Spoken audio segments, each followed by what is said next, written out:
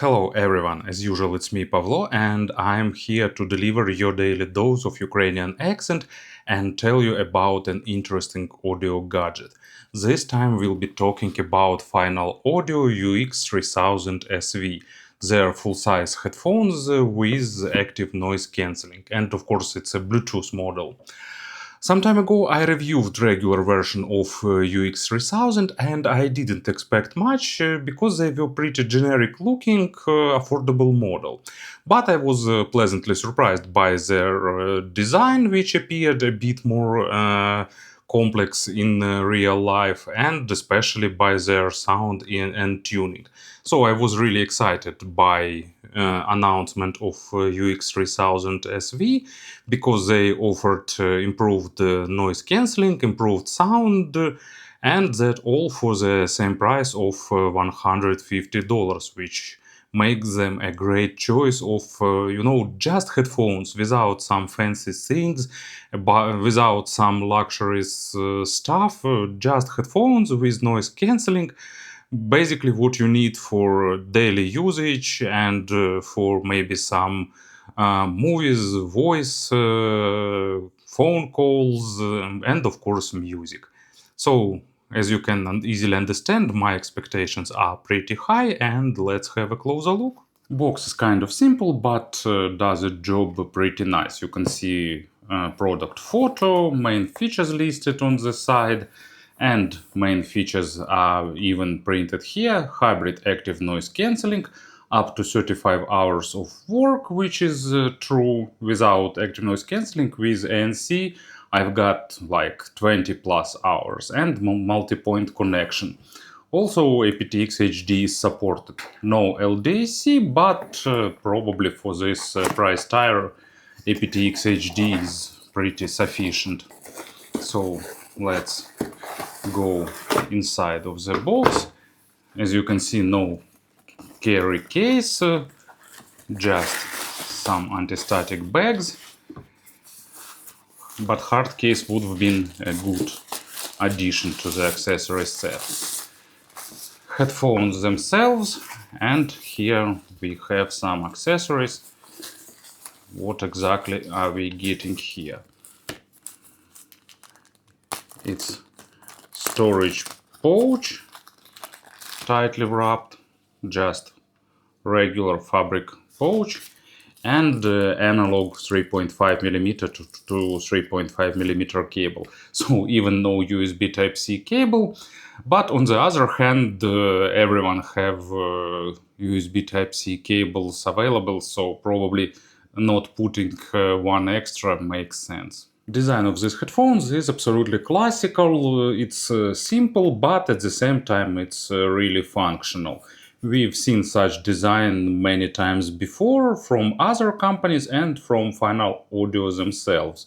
They are mainly made of plastic, but it's that plastic that Final Audio uses in many of their models. And to be honest, I like this texture. I'm a fan since their first TWS models I've tested, and their full-size headphones is not an exception. I haven't tested their expensive models, of course, but affordable ones feels nice with this texture, and the plastic overall doesn't feel cheap. Nothing is squeaking, nothing is rattling, so overall build quality, in my opinion, is okay for this price. Also, they've put metal where it's necessary, so we have a metal stripe in the headband, and also hinge that holds the yokes seems to be made of metal, at least partially. As far as I can see, the connection points are made of metal, as well as a spring that hold the cups in open position. So that probably gives additional hopes for reliability. They have size adjustment, not too much actually. So if you have a really big head, probably it's better to try them before buying. But at my average head, I just need about 3 clicks from both sides to be fitting properly. As it's common for lot of Bluetooth models created with sound isolation in mind. They have a pretty strong clamping force, but thanks to really soft ear pads, it's not an issue. This clamping force is distributed pretty okay. They are lightweight, weight is distributed really nicely thanks to the nice soft padded head pad. So overall wearing comfort is pretty good, with one exception typical for all closed back headphones: your ears will be overheating. So cups are rotating and swiveling. They have 2 degrees of freedom, providing the best fit on your head. And actually, they have a pretty decent, even passive sound isolation. But their active noise cancelling is really good for this price, and Final Audio highlight it especially, and probably it's really one of the good selling points of these headphones.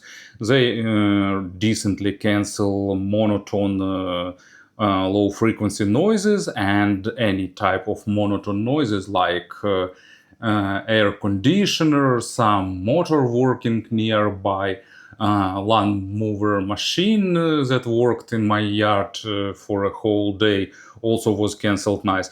And they are pretty decent in cancelling some random noises, including high frequency ones. It's of course not the flagship level of noise cancelling like Apple or Sony, but really good noise cancelling for the price. It doesn't have transparency mode, but also it doesn't have this feeling like you are underwater when they are on your head. The cups can be rotated flat if you want to carry them on your neck, but traditionally they are rotating to the outer side. Still not fully understand why.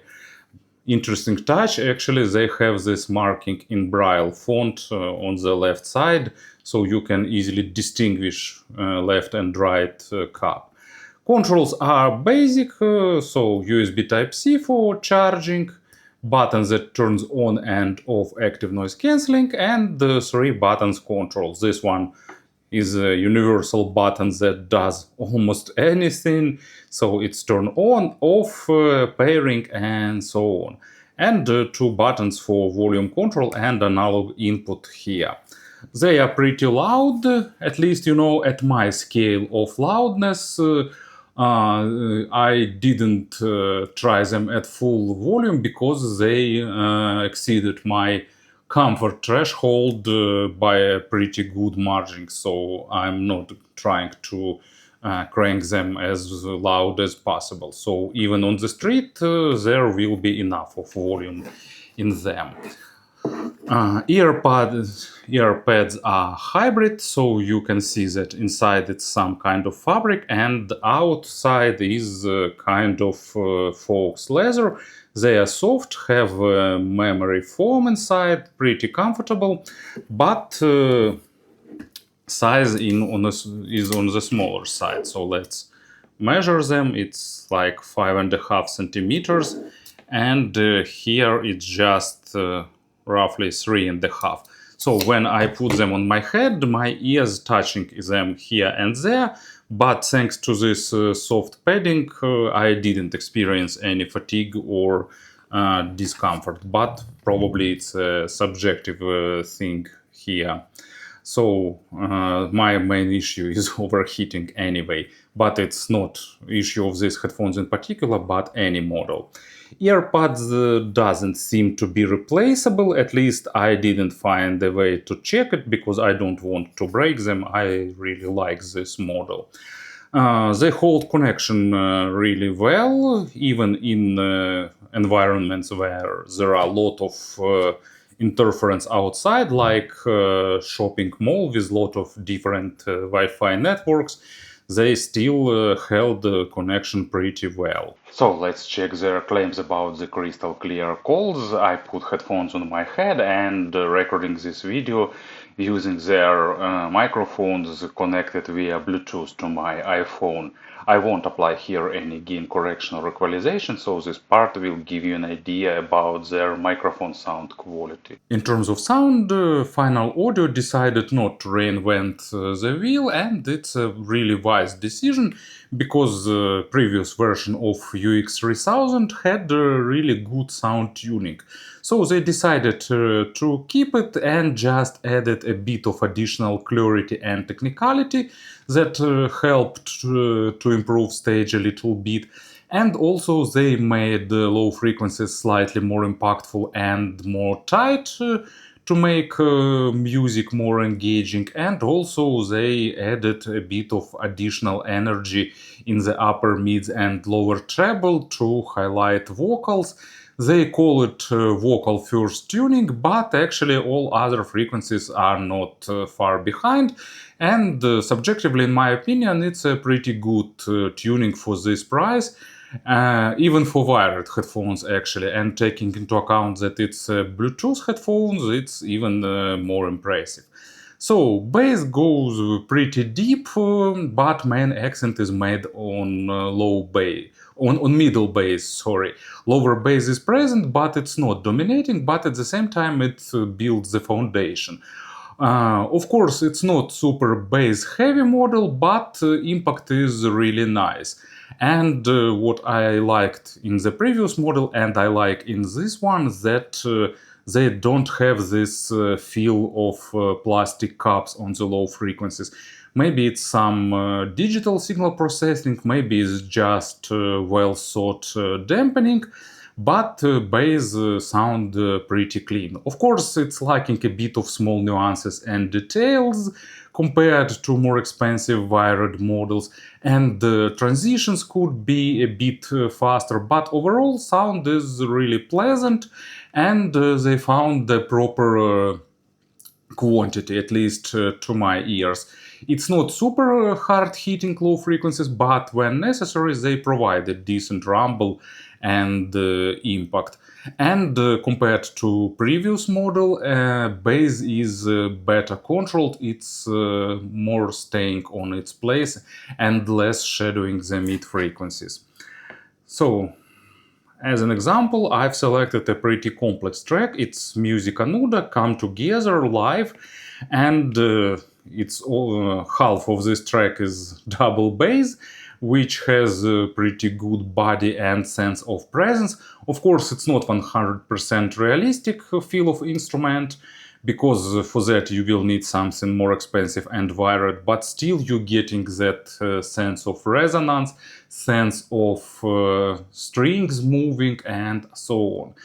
And that slightly boosted upper mids here, giving you great sense of balance, and Petra's vocal sounds really really realistic with all that nuances, and even some shouts of the audience. They start to sing the chorus in one place, you getting that, and that's really highlight immersion here. Bass is nicely transitioning into mids, and mids are nicely balanced. They have really good detalization for the Bluetooth headphones, but at the same time not going into micro contrast, not sounding too sharp or too analytical. Imaginary stage is above average in width and about average in depth, maybe slightly above average in depth. Not the huge one, but for Bluetooth closed back headphones, actually staging is pretty good, and even on things like orchestral tracks, they pretty decently give you that sense of epicness.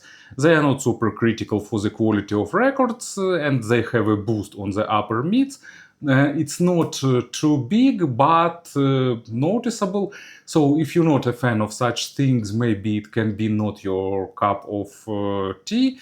But at the same time, it gives that clarity, it gives aggression when necessary, it gives that sense of charmness and presence in the female vocals. So overall, pretty engaging type of signature.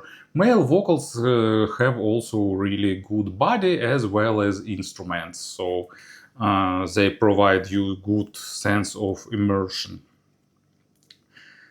And as an example, it's Newsted. Yep, Jason Newsted from Metallica, his only solo metal album, which is actually sounds the way I'd like Metallica to sound.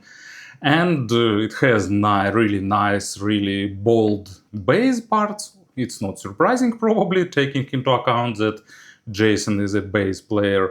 And these headphones deliver it pretty nicely. Probably if I'd go into nitpicking, maybe drums are hitting a bit too hard to my taste. But at the same time, probably a lot of people will actually like it because you'll get that sense of that big floor drum really punching you with good force.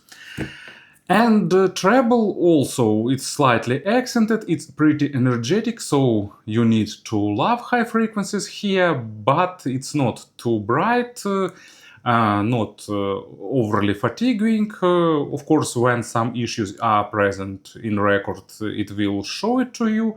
But at the same time, it will give you pretty nice sense of overtones, which is pretty surprising, taking into account that we have a Bluetooth here. Bluetooth is limiting treble extension, of course, and you won't get things like layering, but basic overtones are pretty nice and crisp, good sense of airness, and even advanced overtones are present here. Of course, it's not something audiophilic, not that rich saturated treble, but at the same time pretty clean with a lot of decays and really nice overtones. And example is Liquid Love with Chris Turner by Snarky Puppy. Vocal with a lot of overtones. Instruments are also going to the high frequencies. Of course, to play this track at 100%, we'll need much more advanced headphones and connected with wire, but still you're getting a surprising amount of information in the high frequencies, slightly highlighted and represented pretty nicely. Speaking about the conversions, probably the only model I can really compare it's their predecessor, UX3000 without SV. And compared to SV, you're getting slightly more punchy bass. At the same time, it's a bit better controlled, which gives you more realistic instruments at the low frequencies. Mids are almost about the same, with slightly more accent on the upper mids. And you're getting more clarity and slightly more extension in the treble, and also some better active noise cancelling.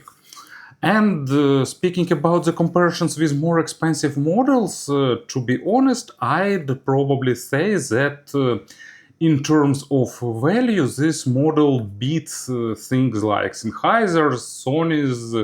Maybe it's a bit behind in terms of noise cancelling and sound fidelity.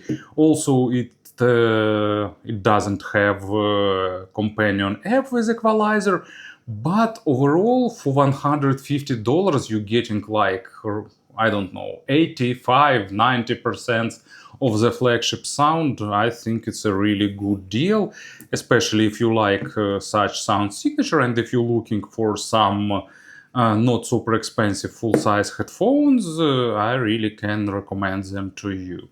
Thank you for listening, thank you for your attention, and of course, have a great day.